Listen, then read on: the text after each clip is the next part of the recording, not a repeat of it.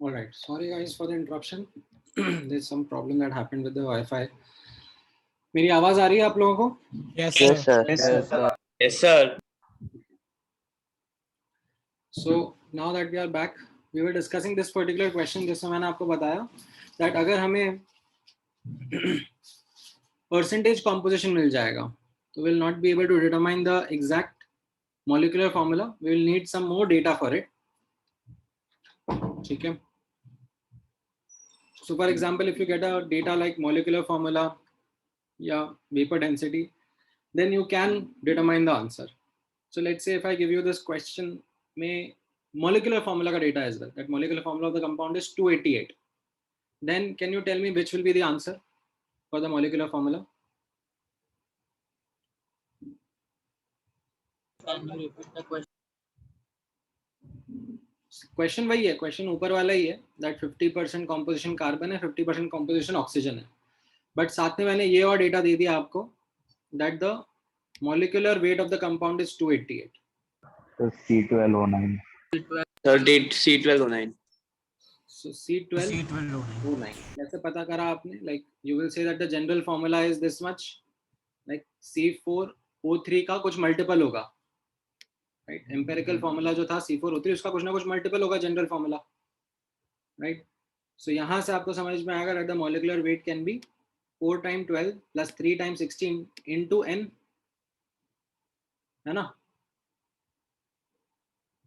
And ये दिया हुआ है 288, so you get that the value of n is 3, and hence the molecular formula is C1209. ठीक है, समझ में आया ये? Yes, sir. Yes, sir. चलो ठीक है, great.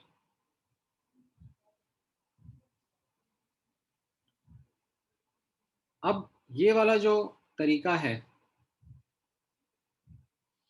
How can we try एक बार? चलो ठीक है, आप ट्राई कर लो. ये एक और क्वेश्चन है on the same lines that I have given you the percentage composition of the elements. There is carbon, hydrogen and oxygen, and I have given you the vapor density, or you can say I have given you information about the molecular weight. Then you have to tell me what will be the empirical formula and the molecular formula of the compound.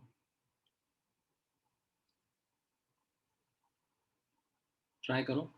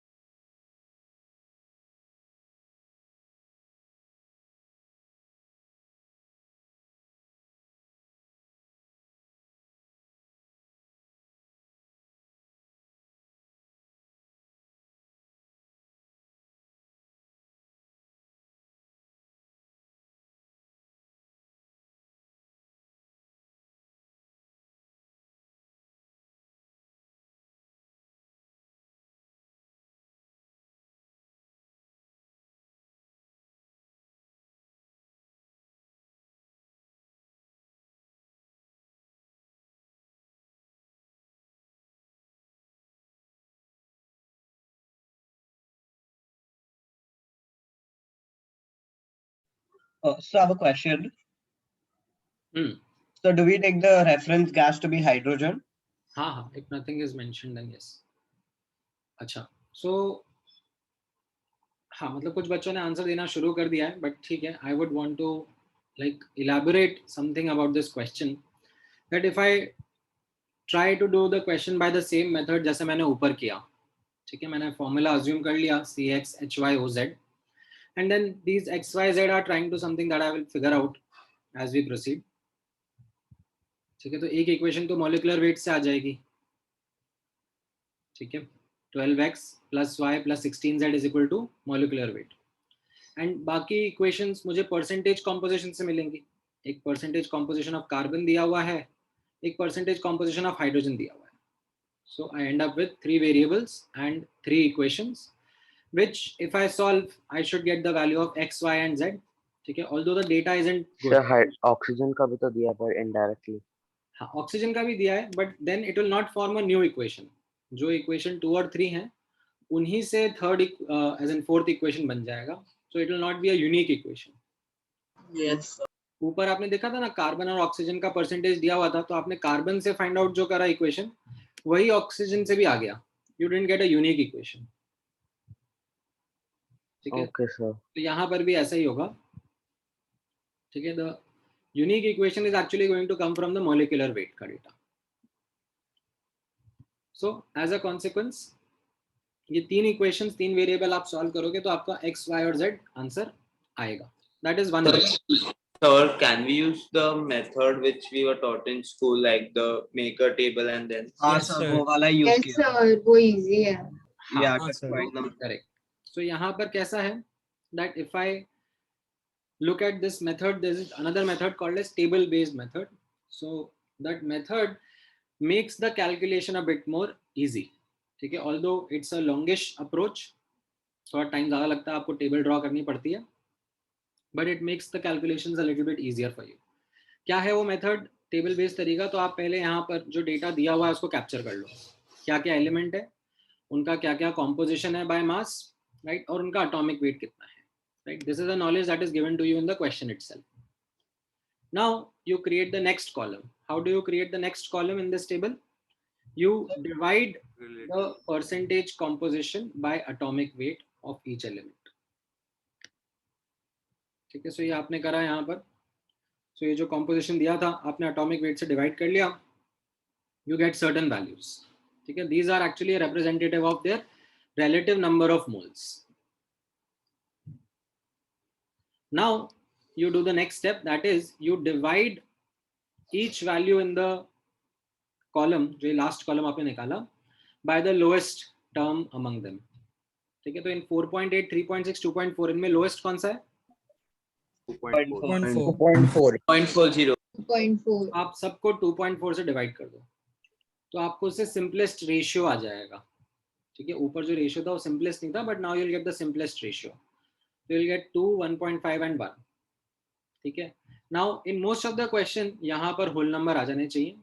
ठीक है, in case the whole number doesn't come over here, then you include one more column and you convert all these in whole numbers. ठीक है, उसके लिए आपको क्या करना पड़ेगा? Multiply by 2. Multiply by 2 into 2. तो आपको रेशियो वही रखना है. तो what you will do is by keeping the same ratio you will multiply each value by 2. ठीक है, so you get the simplest whole number ratio. So ऊपर 2 into 2 4, 1.5 into 3 and 1 into 2, that is ये आ जाएगा आपका simplest whole number ratio. And this is what is going to give you the empirical formula. So the empirical formula is C4H3O2. ठीक है, ये table based method हो गया आपका. It's a longish approach but much more easy in terms of calculation. ऊपर वाले में कैसा था, कैलकुलेशंस में आप थोड़ा फंस जाओगे. लाइक 3 इक्वेशन 3 वेरिएबल बोलने के लिए इजी लग रहा है, बट जब करने बैठोगे तब आपको समझ में आएगा कि नहीं, इट्स नॉट दैट इजी.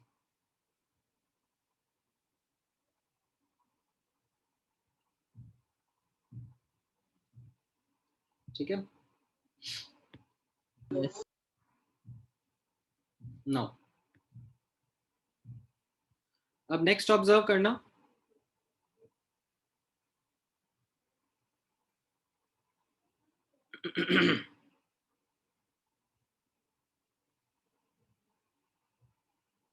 इसमें ही अब आपको डेटा दिया हुआ है मॉलिक्यूलर वेट का. ठीक है, सो ये एम्पेरिकल फॉर्मूला आ गया आपका C4H3O2. So the actual molecular formula will be some multiple of it, right? How do I find that multiple? I use the molecular weight ka equation. Right. So ये empirical weight into n should be equal to molecular weight. तो उससे मुझे n का value मिल जाएगा. n comes out to be 2. Hence the molecular formula is C8H6O4. ठीक है, समझ में आया ये? Yes, sir. किसी को कोई डाउट है इसमें? So can you show method once again? Method 1 was CXHYOZ. Oh, okay, sir.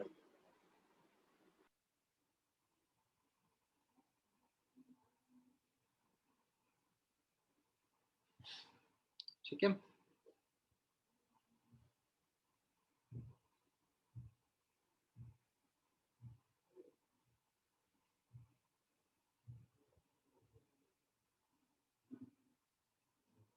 Now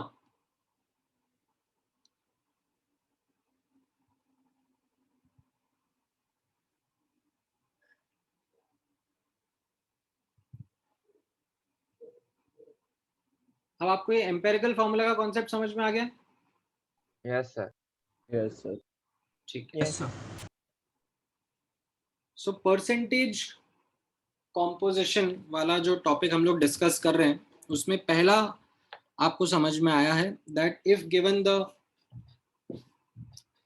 molecular formula हम लोग एलिमेंट्स का परसेंटेज कॉम्पोजिशन निकाल सकते हैं. And if given the percentage composition then हम उनका एम्पेरिकल फॉर्मूला निकाल सकते हैं. फॉर मॉलिक्यूलर फॉर्मूला थोड़ा सा और डेटा लगता है. Now let's move on to the next concept in this percentage topic only, that is this concept of percentage purity. ठीक है.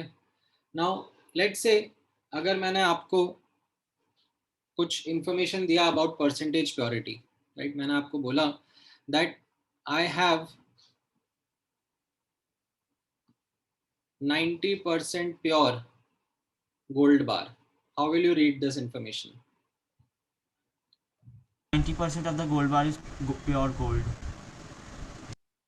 What about the remaining 10%? It has some impurities. Impurities. Purity could be anything. Purities mixed with it. Now is this composition by mass, by moles, by volume? What is it? By mass. By By mass. mass. By mass. Last class में मैंने आपको बताया था कुछ अगर कह के नहीं मिले तो you must understand that percentage purity will be as per mass only. ठीक है. क्वेश्चन में लिख के मिल जाता है तो अच्छी बात है, बट नहीं लिखा हुआ मिलेगा तो उसको बाय मास ही मान के चलना है for such percentage purity questions. ठीक है. Hence the formula, the simple formula in front of you, right, जो कि एक्चुअल एक परसेंटेज का फॉर्मूला रहता है कि मेरे पास ये सैंपल ऑफ समथिंग है, इसमें समथिंग होगा और प्योर इम्प्योरिटी होगी, राइट. सो परसेंटेज प्योरिटी कैसे निकालेंगे हम लोग उस सैंपल की? It will be mass of that something upon mass of the sample, the whole sample into 100%. ये जनरल फॉर्मूला समझ में आया? Yes, sir. Yes, sir. ठीक है. अब इस पर if I give you the question, direct question, like इन तीनों में से मैं कोई एक चीज दे दूंगा, दो चीज दे दूंगा और तीसरी पूछूंगा, या कोई और डेटा पॉइंट दे दूंगा और तीसरा पूछूंगा, राइट, ये दे दिया, ये दे दिया, ये पूछ लिया, तो ये तो too easy type of question हो जाता है. ठीक है. So we are not interested in doing exactly those basic questions. मैं एक लेवल थोड़ा और डिफिकल्ट बनाकर आपको क्वेश्चन दे रहा हूँ. ठीक है, जिसमें ये परसेंटेज प्योरिटी का एज वेल एज जो पिछला हमने कॉन्सेप्ट सीखा है परसेंटेज कॉम्पोजिशन का, वो भी यूज हो जाएगा. कैसे? आप खुद ट्राई करो. Let's see if you are able to get me an answer to this question. फिर मैं डिस्कस करूंगा इसे.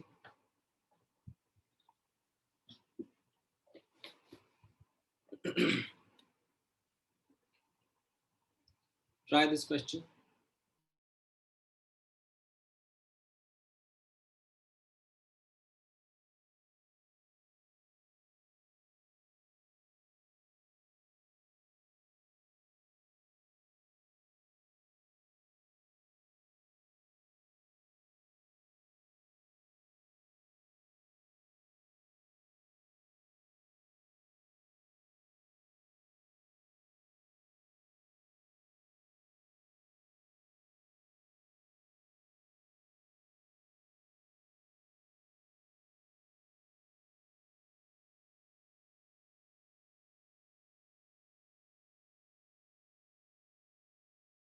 Sir, is it 40% or 10%?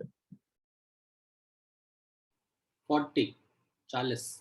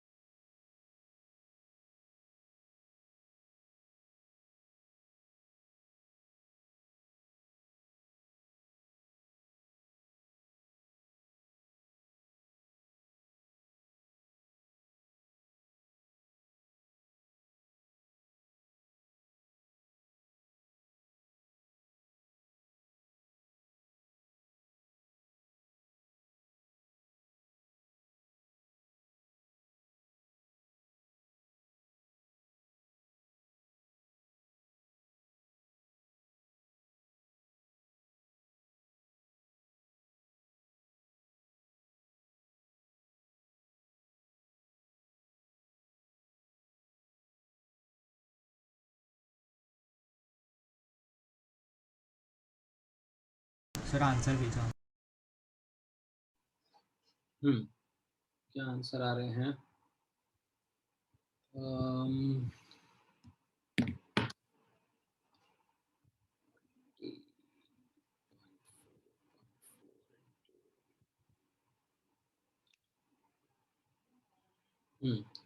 Gopal, शुभियन, जोवन, वरुण आपका करेक्ट है. ध्रुव थोड़ा सा लाइक आसपास है बट नॉट दैट बैड. नहीं गौतम, नॉट करेक्ट. धैर्य आपका करेक्ट है. कैरव आपका करेक्ट है. विवेक नहीं. तेजस्वी आसपास है, मतलब it's not that bad. Aryaman correct है. Yash, Gaurav Agarwal, Rushil, Divyansh not correct.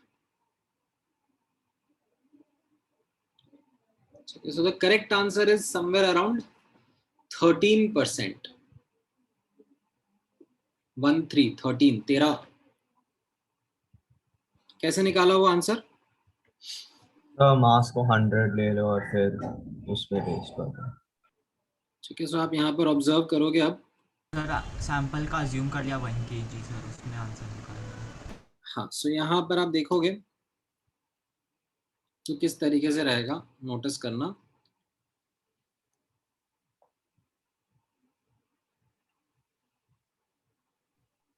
Sir sample का मास करना जरूरी है?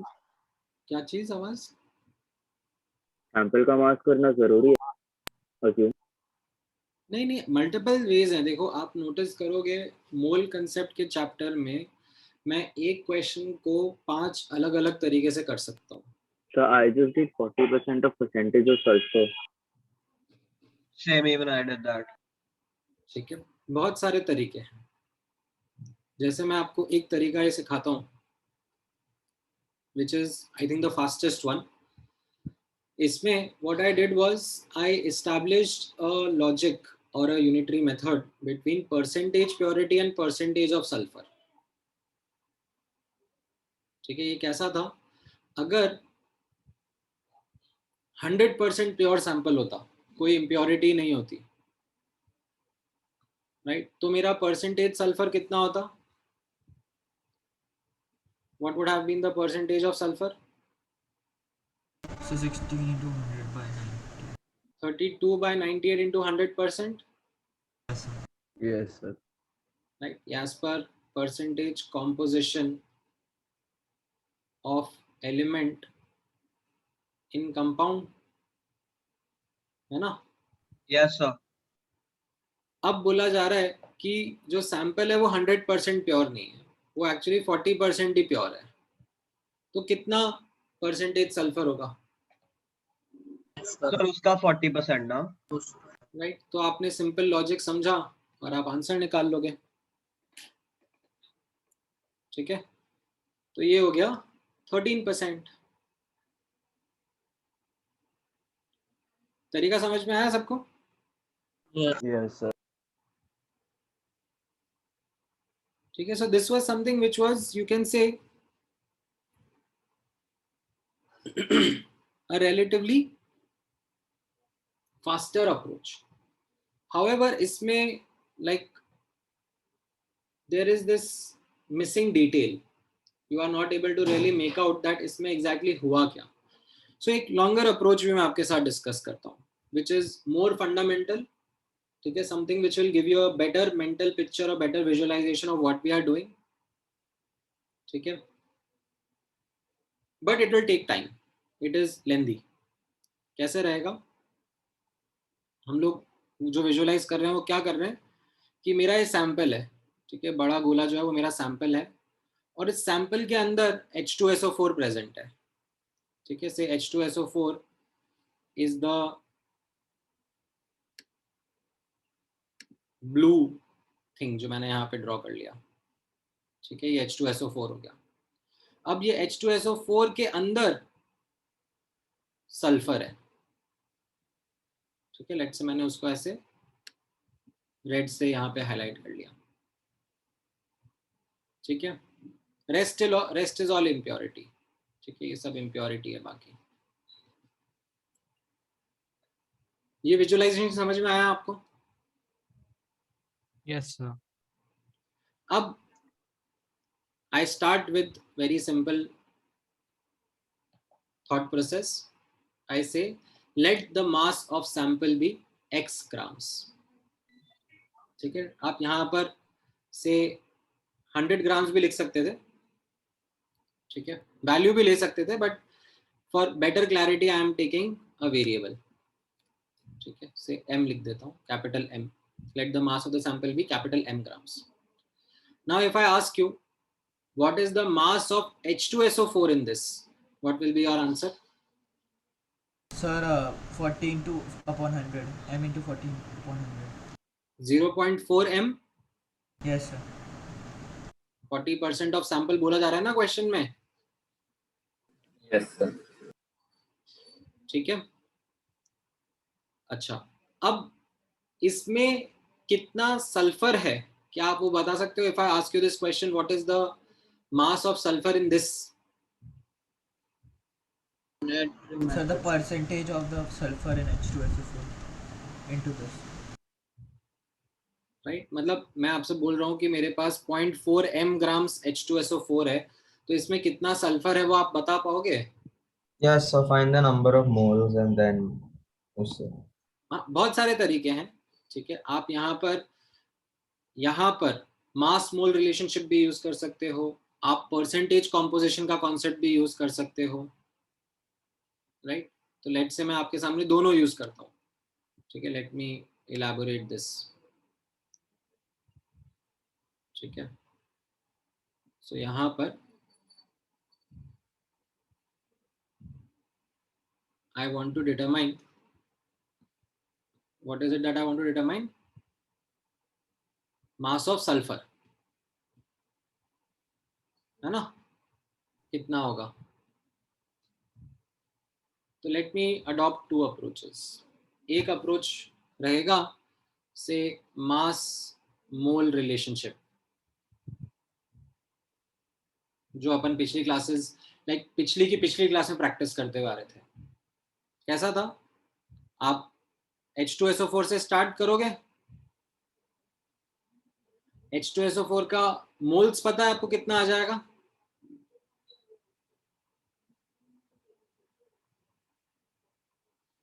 बताओ भाई.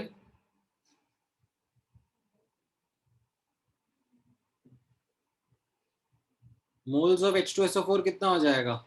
Sir, do you want in terms of m? Variable के टर्म्स में चल रहा है. 0.4 m upon 98. Yes. Right, since one molecule of H2SO4 has one atom, ठीक है, since one molecule of H2SO4 has one atom of sulfur, so can I say that moles of sulfur कितना हो जाएगा? It will be the same 0.49. 0.4 m by 98, है कि नहीं? Yes. तो अब मास ऑफ सल्फर कितना हो जाएगा?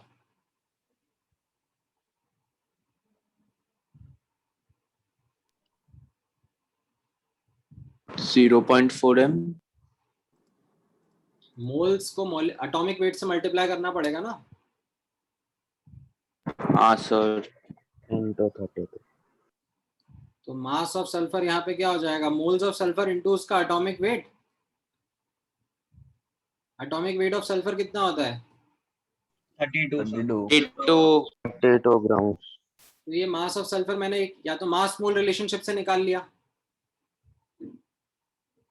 राइट? या तो मैं ऐसे निकाल सकता था, या फिर I could have used the percentage composition वाला तरीका. Yes sir. परसेंटेज कॉम्पोजिशन वाला तरीका क्या सिखाया था मुझे लास्ट क्लास में? That percentage of sulphur in H2SO4 would be how much? 32 upon 98 into 100%. Yes. Right? As per the formula करा ना ये मैंने? Yes, sir. Yes sir. Contribution in molecular weight upon molecular weight, right? तो अगर मुझे percentage of sulphur पता पड़ गया तो मास ऑफ सल्फर मैं लिख सकता हूँ. मास of sulphur will be percentage of sulphur in H2SO4 into mass of H2SO4, right? So 32 by 98 into H2SO4 का मास कितना था? 90. 0.4 grams. 0.4 by 0.4 m ग्राम्स था ना, ऊपर लिखा तो था, राइट? तो दोनों तरीके से निकाल सकता हूं मैं. समझ में आया कि नहीं आया? Yes sir. Yes, sir. ठीक है. तो अब अगर मुझे percentage of sulphur in sample बताना है तो percentage of sulphur in sample क्या होगा? Sir, जो भी आंसर आया then you divided by m into 100. Sample ना. So percentage of sulfur in sample will be what? Will be mass of sulfur upon mass of sample into 100%, right? So ये कितना आया ऊपर? 32 by 98 into 0.4 m upon m into 100%. तो ये mm cut गया, ये आपका आंसर आ गया. आप कैलकुलेट करोगे तो अराउंड 13% आ जाएगा ये भी. तो ये लॉन्गर अप्रोच समझ में आया? Yes, sir. Yes sir. The longer approach takes a bit more time, but it gives you that clarity. That आखिर है क्या, मतलब सैंपल है, सैंपल के अंदर इम्प्योरिटी है और हमारा कंपाउंड है, वो कंपाउंड के अंदर हमारा एलिमेंट है, तो वो एलिमेंट के बारे में पूछा जा रहा है कि वो कितना परसेंटेज है ओवरऑल सैंपल का. तो हमने स्टेप बाय स्टेप तरीके से ये पूरा निकाला. ठीक है, अगर समझ में आ गया है तो फिर अप्लाई कर दो. ठीक है, इस क्वेश्चन पे अप्लाई करो एंड दोनों तरीके से अप्लाई करो, shorter method and longer method, दोनों से मुझे निकाल के बताओ to get that clarity of thought. ठीक है, take time, I am in no rush, दोनों तरीके ट्राई करो. ठीक है, चाहिए तो मैं दोबारा आपको शॉर्टर मेथड और लॉन्गर मेथड भी दिखा दूंगा कैसे करा था. आप लोगों ने लिखा कि नहीं लिखा? ये टाइम ही नहीं. टाइम नहीं आप लिखा. टाइम नहीं था, चलो लिख लो पहले. Let me actually ask you to write this one fast. और सर जिन्होंने लिख दिया उनके लिए आप क्वेश्चन साइड में लिख सकते हो नीचे. क्वेश्चन का स्क्रीनशॉट ले लो हाँ जिन्होंने. सर, एक मिनट ले लिया सर, थैंक यू. ठीक है, जिसने लिख लिए हैं पहले सोल्यूशन वो लोग स्क्रीनशॉट ले लो क्वेश्चन का और ट्राई करो. एंड जिसने पिछला वाला क्वेश्चन का सोल्यूशन कॉपी नहीं करा है, ठीक है, तो अब आप एफर्ट डाल के यहाँ पर शॉर्टर मेथड और लॉन्गर मेथड दोनों लिखो।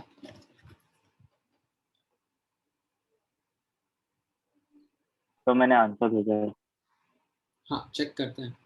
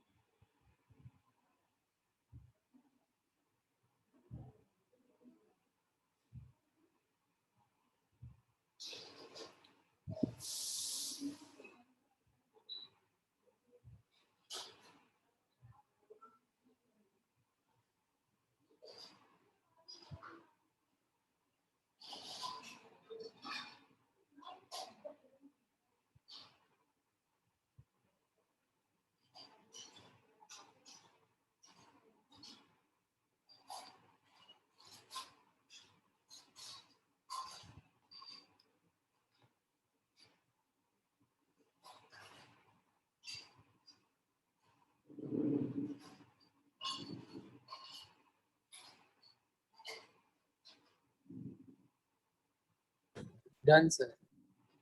Sir, please scroll down. Yes, sir. Longer method भी देख लो।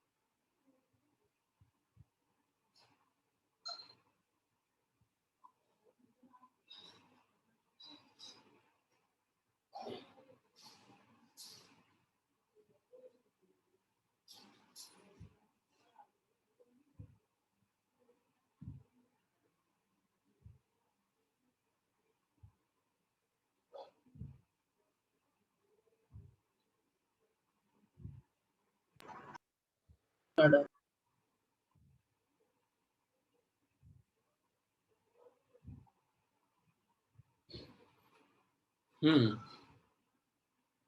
एक बार क्वेश्चन दिखा सकते हो आप?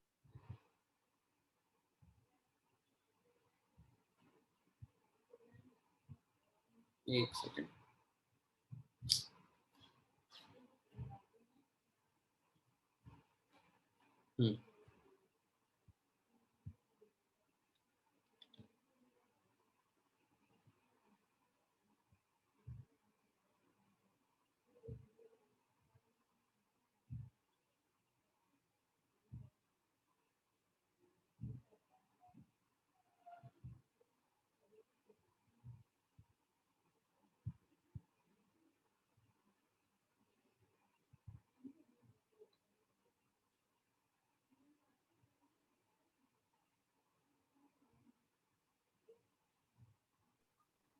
Can you scroll up? हाँ,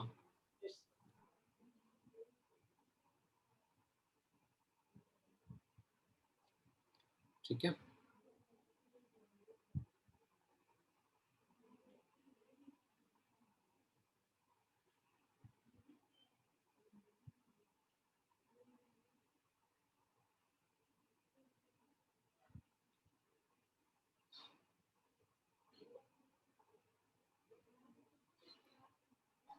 सर थोड़ा ऊपर लीजिए ना बस।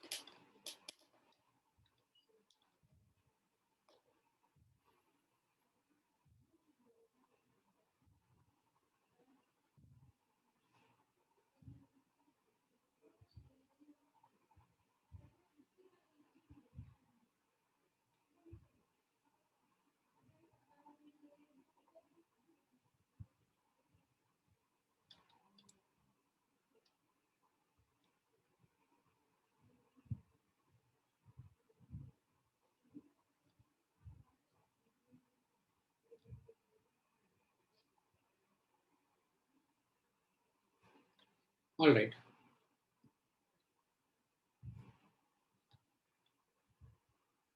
The correct answer for this example, around 50%. ठीक है, शॉर्टर मेथड से तो काफी सिंपल हो जाएगा, राइट? 100% में इतनी प्योरिटी रहेगी, तो अगर 16.5% है तो कितनी प्योरिटी होगी, राइट? सिमिलर क्वेश्चन था, थोड़ा सा लैंग्वेज चेंज करा बस, राइट? एंड अगर आपको लॉन्गर मेथड से करना है तो आप लॉन्गर मेथड से भी कर सकते हो. यू कैन दिस टाइम से मैंने यहाँ पर वैल्यू ले लिया, let the mass of the sample be 100 grams and percentage purity भी p%, तो मास ऑफ H2SO4 आ गया, ठीक है,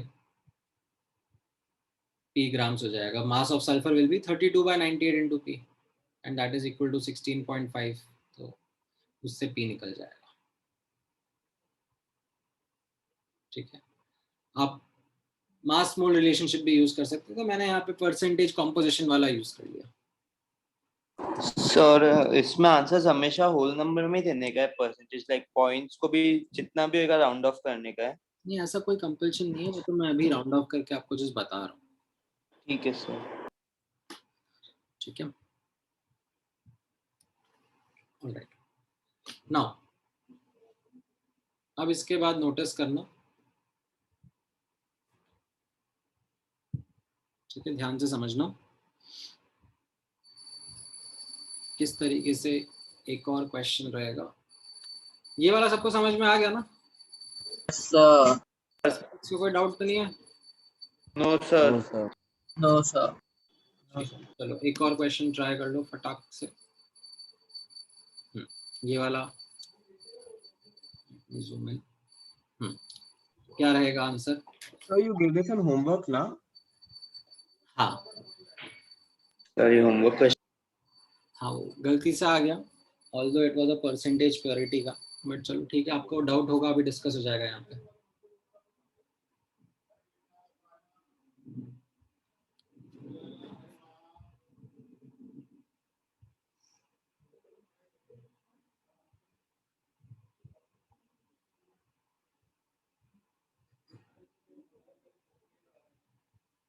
सर आंसर भेजो. हम्म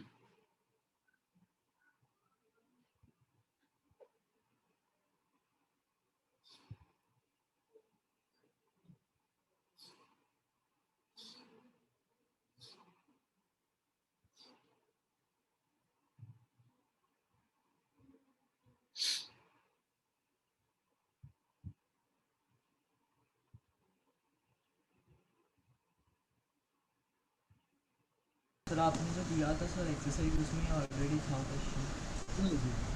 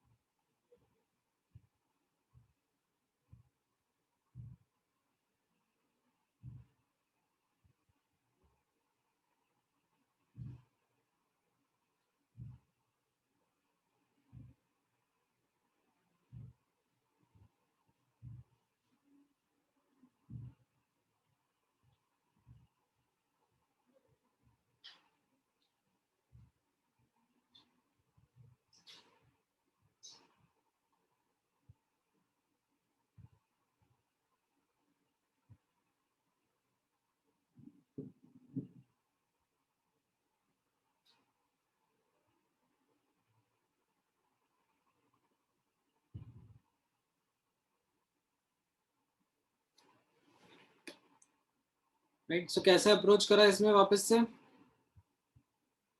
राइट। एक ओर है, ओर के अंदर इम्प्योरिटी है एंड Ag2S है,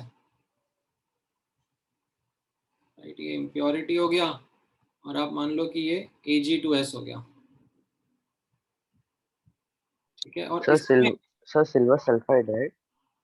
हाँ, सिल्वर सल्फाइड Ag2S एंड इसमें सिल्वर है, ठीक है। तो Ag2S के अंदर सिल्वर है, ठीक है। So rather than actually this, let me do that representation only, कि ये ओर है, ओर के अंदर Ag2S है और Ag2S के अंदर सिल्वर है, ठीक है। तो अब आपकी इच्छा है आपको किस तरीके से करना है, लॉन्गर मेथड से करना है, शॉर्टर मेथड से करना है, ठीक है। शॉर्टर मेथड तो काफ़ी फास्ट रहेगा। 100% में कितना, अगर 100% प्योरिटी है तो दिस शुड बी द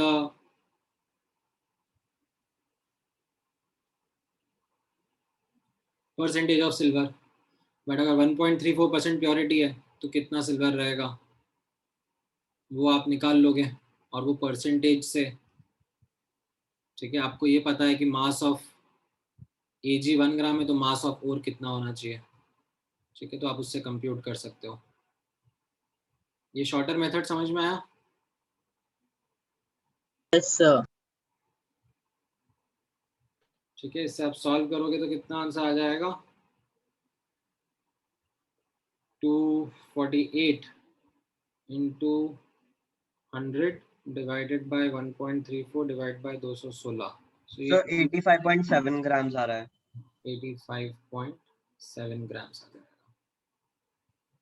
ठीक है। अगर शॉर्टर मेथड से नहीं करना, लॉन्गर मेथड से करना है, आप लॉन्गर मेथड से कर सकते हो, राइट। आप ऐसा बोल सकते हो, let the mass of ore be x grams, तो मास ऑफ Ag2x कितना हो जाएगा, 1.34 बाय 100 इंटू x ग्राम्स, ठीक है। देन परसेंटेज कॉम्पोजिशन से आप percentage of Ag in Ag2S लिखोगे as per the formula, right, as per the molecular formula, and फिर उससे मास ऑफ Ag बताओगे, percentage composition into mass of Ag2S, right. वो आप यहाँ पे पुट करोगे तो आपका आंसर आ जाएगा। Is this clear? Yes. Yes. 1 second. ठीक है। जो परसेंटेज कॉम्पोजिशन वाला पार्ट है, ठीक है, ध्यान से समझना that this is something which takes effort, ठीक है। और ये इसका स्टैंड अलोन क्वेश्चन भी आने का चांस नहीं होता है एग्जाम में। एग्जाम में मतलब इसका क्वेश्चन जो आएगा वो भी you can say part of a larger question रहेगा,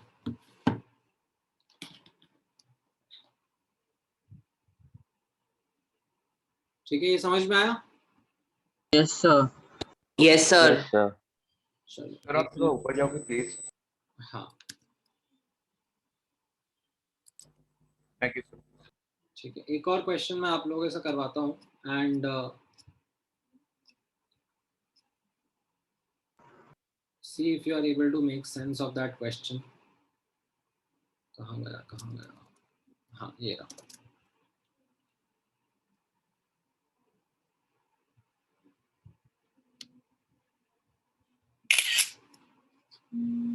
ये भी आपके होमवर्क में ही था,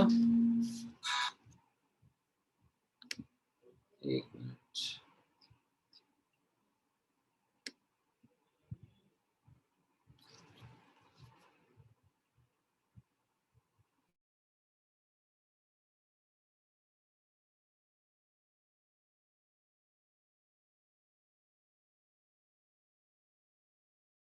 Alright, ये भी था। हाँ मुझे पता है आप लोगों से हुआ नहीं होगा, बट अब ट्राई करो। सर हुआ था सर, नहीं बट सर, कुछ हो गया समझ था। नहीं आया था। 47% सर आंसर तो आया था सर सोच के, लेकिन सर समझ नहीं आया कैसे किया। मतलब आपको तो So Nobel let's try it. ऐसा पहले भी आया था, वापस try करो। नोबेल प्राइज मिल जाना चाहिए, मतलब ऐसे फील्ड से आंसर आ जाता है तुम्हारा तो बिना लॉजिक के। नहीं सर, मतलब ये टॉपिक थोड़ा स्कूल में पढ़ा भी है। नहीं हाँ सर, सर। क्योंकि सर वो इसलिए क्योंकि 4% कम हुआ तो सर मेरे को ऐसा लगा कि ऑलमोस्ट 2% दोनों में सर स्प्लिट होगा, तो सर इसलिए 2 ऐड कर दिया। लेकिन सर समझ नहीं आया कि एक्चुअल में कैसे निकालूँ। ठीक है, तो देखते हैं एक्चुअल में। अब आप कोशिश करना शुरू करो, फिर मैं एक्सप्लेन तो करूंगा ही सही। ठीक है, बाकी लोग जिन्होंने होमवर्क नहीं करा है वो लोग ट्राई करो।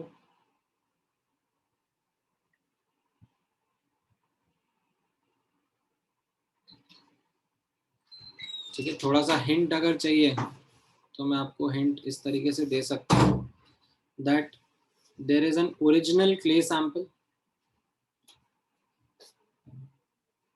ठीक है, ये ओरिजिनल क्ले है एंड इस ओरिजिनल क्ले में बोला जा रहा है 12% वाटर है। ठीक है, 45% सिलिका है एंड देन जो बचा हुआ होगा 43%, that would be some impurity. And इसका करा जा रहा है ड्राइंग। ठीक है, बट पार्शियल ड्राइंग करा जा रहा है, ऐसा नहीं है कि पूरा का पूरा पानी उड़ा दिया है, बोला है पार्शियल ड्राइंग करा जा रहा है। सो इसके बाद what you have is a partially dried sample of clay, right. और इसमें बोला जा रहा है इस partially dried वाले में 8% वाटर है। ठीक है, और पूछा जा रहा है कि सिलिका कितना परसेंटेज होगा। ठीक है, तो मैंने आपके सामने जो क्वेश्चन है उसका एक विजुअल रिप्रेजेंटेशन क्रिएट कर दिया है। ठीक है, may be it helps a little, try. Yes sir, 47 ही आ रहा है।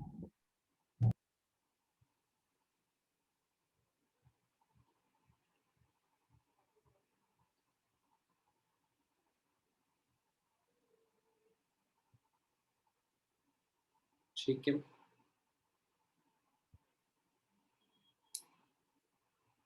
Sir, can we do it like that? Let original mass be 100 grams, तो नया वाला mass 96 yes sir, grams. there's a decrease of 4 grams, फिर 45 upon 96 into 100. हाँ same. बिल्कुल। Sir sir sir sir इसमें उसमें मतलब तो आप 47 पढ़ाने के नहीं आ रहा पहले था भी हो एग्जैक्टली। गया सर, बस लॉजिकली सोचना है ये क्वेश्चन के लिए। नहीं तो आपने एक गलत वो बोला स्टेटमेंट यहाँ पर गोपाल। आपने क्या करा दोबारा Sir, बता। I took the original mass of the clay as 100 grams.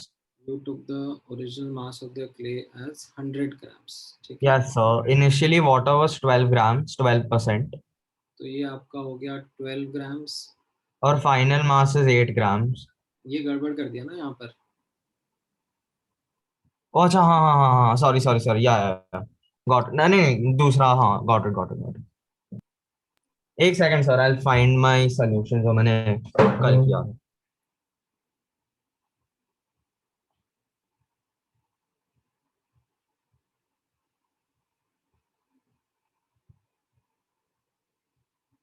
Water कम हो रहा है, परसेंटेज उसका यस सर, उस पे 12। बेस्ड होगा।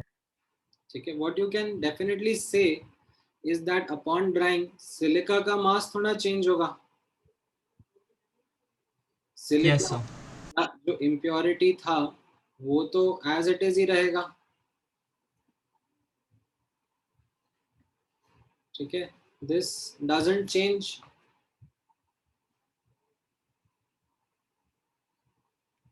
So now you can say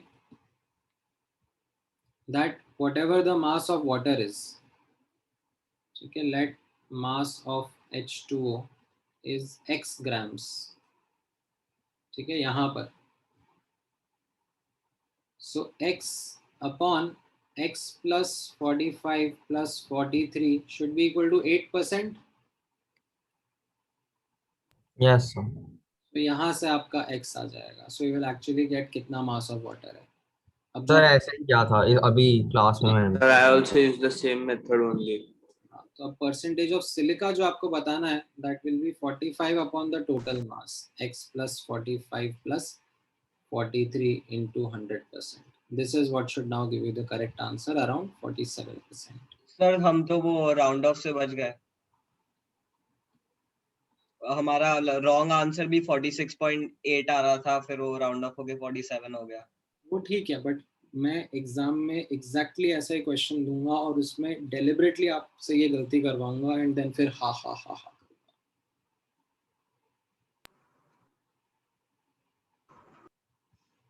अभी सर अभी समझ आ गया सर क्या करना है प्रॉपर्ली सर, अब नहीं करेंगे मिस्टेक. नाम बताएगा ना, जब मैं क्वेश्चन पूछूंगा तब पता पड़ेगा कितना समझ में आया कितना नहीं आया. सर इसका पार्ट टेस्ट लोगे आप कि डायरेक्ट 18 जुलाई को ही लोगे इसका टेस्ट? नहीं बीच में लेंगे ना. In fact I am planning to take it some time in the middle of the next week. I will keep a quiz, जैसा अपन गूगल क्विज रखते हैं ना, गूगल फॉर्म वाला.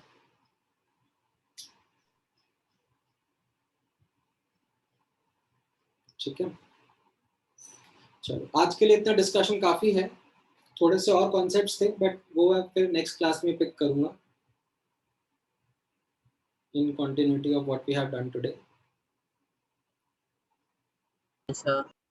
ठीक है, any questions? No sir. Bye sir, thank you. Bye sir, thank you, sir. Bye sir, thank you. Hi, sir. Hi, Thank sir. you. Thank you, sir. Hi sir thank you sir. Bye sir, thank you sir. हाँ पूछो किसी को कुछ पूछना. Sir ये solve किया है ना सर, तो भी एग्जैक्टली 47 नहीं आ रहा सर, 1.0 के बाद सर और वैल्यू आ रही है सर, उतना चलेगा ना? Sir, could you please explain this question again? हाँ क्वेश्चन कैसा बोला जा रहा है, वापस से एक बार आप क्वेश्चन रीड करो. There is this original clay का सैंपल दैट यू हैव, जिसके बारे में बोला जा रहा है 12% वाटर 45% सिलिका, राइट. सो जो भी बचा हुआ 43% वो इम्प्योरिटी होगा कुछ, आई डोंट केयर. अब बोला जा रहा है इसको पार्शियल ड्राइंग करने पर, ठीक है, जो पार्शियली ड्राइड क्ले है उसमें 8% वाटर रहेगा. Yes, sir. पूछा जा रहा है कि इस पार्शियली ड्राइड में कितना परसेंटेज सिलिका होगा. Yes. क्वेश्चन समझ में आया आपको? Yes, sir. Yes, sir. अब सोल्यूशन क्या था? सोल्यूशन को इजी बनाने के लिए what I did was I said let's start with 100 grams of original sample. ठीक है, why could I assume a value से 100 grams over here? Because the question does not have any hard data of mass. Percentage दिया हुआ है सब, तो I can assume some value.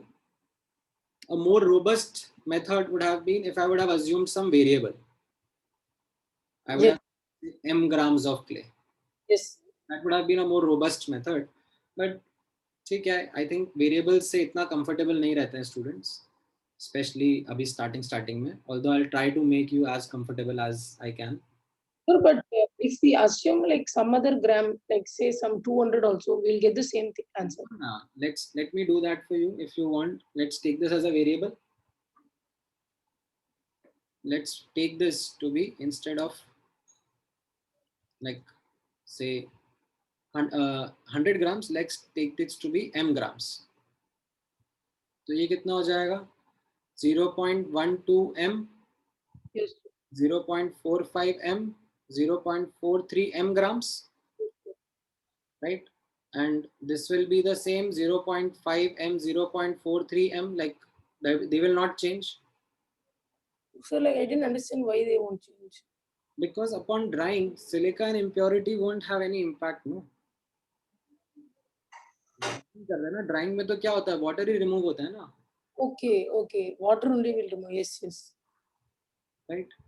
So then you put over here x upon x plus like 0.45 m plus 0.43 m. तो आपका x आ जाएगा in terms of m. Yes, sir. And then you put it back over in this equation. तो वो m cancel out हो जाएगा. Yes, sir. And in this partial drying means entire 8% of water will not go, no, sir. There will be some remains. So that is what there, na? Earlier it was 12%. Okay, yes, yes, it became 8%. It became 8%. So we did some partial drying only, no? Okay, okay, sir. And sir, in that another example you had given of that longer method, one second question of, could you explain that also again? Let me just correct it. Otherwise बाद में फिर notes में बच्चे confuse होते रहेंगे. हाँ. कौन सा वाला? This, ये yes, AC वाला? yes, sir, this one longer method. और इसमें कहाँ अटक गए? Sir, like we were this, I'm not able to like means that approach of that longer method. I'm not able to get. क्यों? ये आपको बड़े सर्कल से छोटे सर्कल पे जाना है. That's the approach. So this is the बड़ा circle. Yes. Then this is the second circle inside of it. Yes, sir. AG2. This is the third circle inside of it. So each circle we have to find each percentage of mass and then. आपने mass of ore question में दिया हुआ नहीं है, आपने assume कर लिया x ग्राम से. ठीक है. फिर आपको mass of the second circle निकालना था, that is mass of Ag2s. Now उसके लिए क्या कोई क्वेश्चन में डेटा दिया हुआ है? Yes, दिया हुआ है. Yes, sir. 1.34. 1.34% of the mass of ore is that. Yes. ठीक है. Then after this अब आपको थर्ड सर्कल पे जाना है. What is the third circle? That ये Ag2s के अंदर Ag कितना है? Yes, sir. वो आप कैसे जाओगे? उसके लिए क्वेश्चन में कोई डेटा नहीं दिया हुआ है, but you know the formula, no? Ag2s. Based on that, can you not compute कि given mass of Ag2s में कितना Ag होगा? Yes, sir. Yes, sir. You can. So that's what you use. You use that percentage composition and then computed the mass of Ag. Okay. Yes, sir. I understood. And sir, and in which conditions like we have to assume, like suppose if you want to take 100 grams or something like that. So this is something which you are able to better understand, that if you take variable and that variable cancels out, Oh, ठीक है, then you are good with that. ठीक है. अब यहाँ पर मैं like I would not have taken or assumed mass to be some value. Why? Because there is a hard data that is given in the question. Already दिया हुआ है कि 1 ग्राम सिल्वर है. yes, sir. तो मैं कोई ऐसे यहाँ पर हार्ड डेटा से नहीं स्टार्ट कर सकता ना. इनफैक्ट मुझसे तो इनफैक्ट पूछा ही क्वेश्चन में ये है कि what will be the mass of ओर.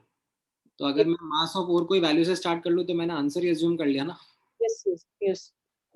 ठीक है. So when the hard data is not there, तो आप वेरिएबल्स के साथ में एज एन वैल्यू के साथ में वर्क कर सकते हो. बट अगर हार्ड डेटा है क्वेश्चन में कुछ मास का, आगे भी हम लोग देखेंगे, तो then you better work with variables only. Okay. Yes, sir. Sir, actually, and another like this kind of questions, I'm unable to like get that solving. Finding a little bit difficult actually. So I was actually. हाँ हाँ, वो होता है starting में.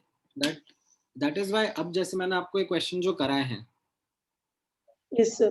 I'm getting confused in some part like that formula when multiple concepts is being applied.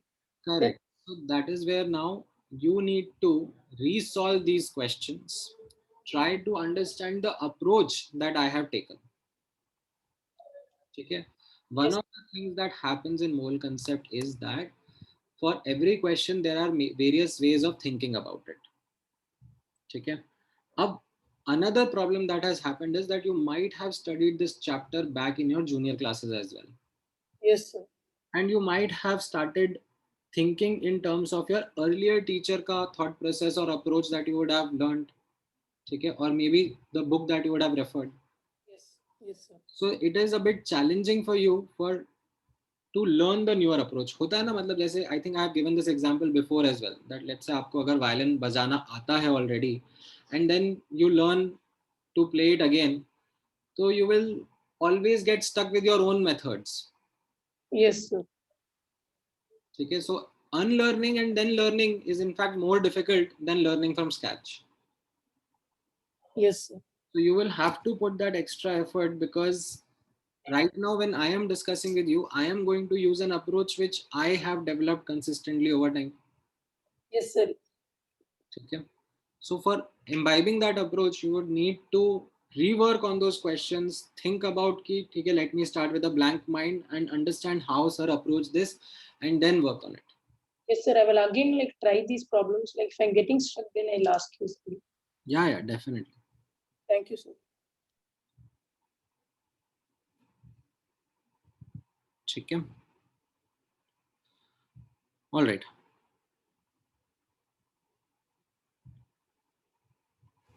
और किसी को कोई डाउट है?